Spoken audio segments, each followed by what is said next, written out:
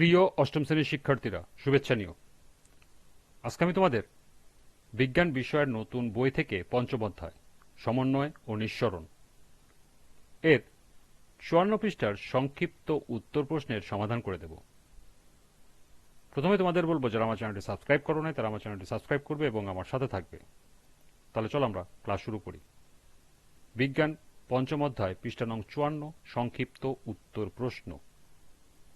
১. Tropic চলন কি, ব্যাখ্যা করো। ২.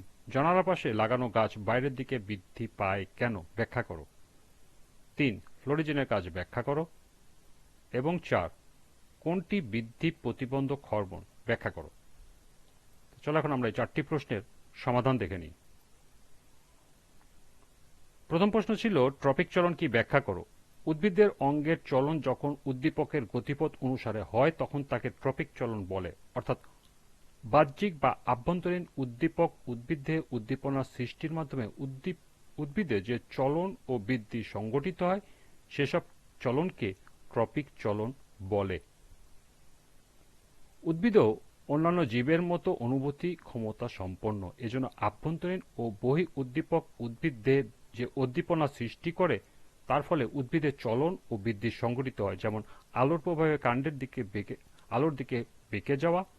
অতএব ট্রপিক চলন হল উদ্ভিদের বাহ্যিক উদ্দীপকের প্রভাবে দিক নির্দেশিত বৃদ্ধিজনিত চলন। এটি উদ্ভিদের পরিবেশের সাথে খাপ খাইয়ে নিতে গুরুত্বপূর্ণ ভূমিকা পালন করে। দ্বিতীয় প্রশ্নটি ছিল, জানালার পাশে লাগানো গাছ বাইরের দিকে বৃদ্ধি পায় কেন, ব্যাখ্যা করো। জানালার পাশে গাছ সাধারণত বাইরে বা আলো আসার দিকে বৃদ্ধি পায়, এর কারণ হল আলোকানুবর্তী চলন বা ফটোট্রপিজম। গাছের কাণ্ডে থাকা কোষ আলোর দিকে বেশি বৃদ্ধি পায়। উদাহরণস্বরূপ, যখন আলো একটি দিক থেকে আসে কাণ্ডের বিপরীত পাশে থাকা কোষ তুলনামূলকভাবে কম বৃদ্ধি পায়, ফলে কাণ্ড আলোর দিকে বেঁকে যায়। অক্সিন হরমোন আলোর বিপরীত দিকে জমে কোষের বৃদ্ধি ত্বরান্বিত করে।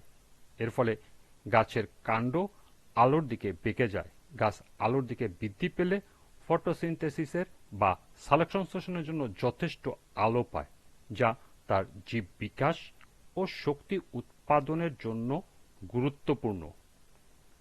সুতরাং বলা যায় আলোক অনুবর্তী উদ্দীপক হিসেবে কাজ করে এবং অক্সিন হরমোনের সাহায্যে জানালার পাশে লাগানো গাছ বাইরের দিকে বৃদ্ধি পায়।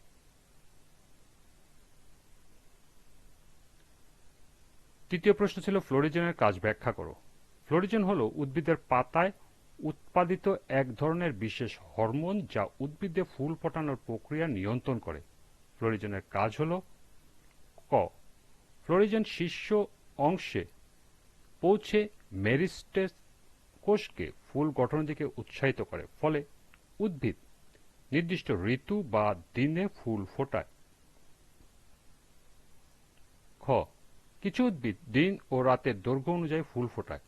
ফ্লোরিজেন এই ফটোসিনথেটিক সংকেতের মাধ্যমে কল্পনা অংশকে জানায় যে ফুল ফোটানোর সময় এসেছে। গ. এটি উদ্ভিদের অগ্রজ মুকুলকে প্রজনন বা পুষ্পমুকুলে পরিণত হতে সাহায্য করে। এবং ঘ. ফ্লোরিজেন পাতায় তৈরি হওয়ার পর ফ্লোয়েম টিস্যুর মাধ্যমে উদ্ভিদের বৃদ্ধির শীর্ষ বা কুঁড়িতে স্থানান্তরিত হয়ে কাজ করে।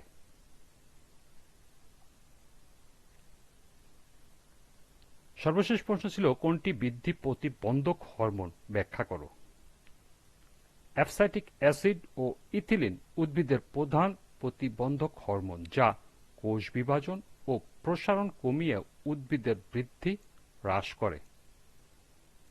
অ্যাবসাইটিক অ্যাসিড একটি স্টেট হরমোন হিসাবে পরিচিত যা উদ্ভিদের বৃদ্ধি কমায় এবং প্রতিকূল পরিবেশে টিকে থাকতে সাহায্য করে। বীজকে শুষ্ক পরিবেশে অচল রাখে যাতে প্রাকৃতিক অবস্থায় বাড়তি ক্ষতি না হয়। অনুকূলহীন পরিবেশে পাতা ঝরা এবং ফলের অপকায়ন ত্বরান্বিত করে। আর ইথিলিন একটি গ্যাসীয় হরমোন যা বৃদ্ধি প্রতিবন্ধক হিসাবে কাজ করে। ইথিলিন ফল পাকাতে এবং পাতা, ফুল ও ফলের বার্ধক্য বা ঝরে পড়া দ্রুত করে। এটি পাকা প্রক্রিয়া ভূমিকা রাখে, বিশেষ করে ফলের রং, কোমলতা ও সুগন্ধ বৃদ্ধি করে। কেটে ফেলা বা যান্ত্রিক ক্ষতি হলে উদ্ভিদে ইথিলিন উৎপন্ন হয়, যা ক্ষতিগ্রস্ত অংশকে দ্রুত ঝরাতে সাহায্য করে।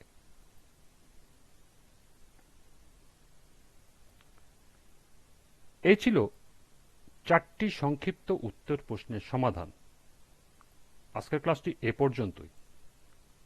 পরবর্তী ক্লাসে নিজেরা করো এর 2টি প্রশ্নের সমাধান করে দেব।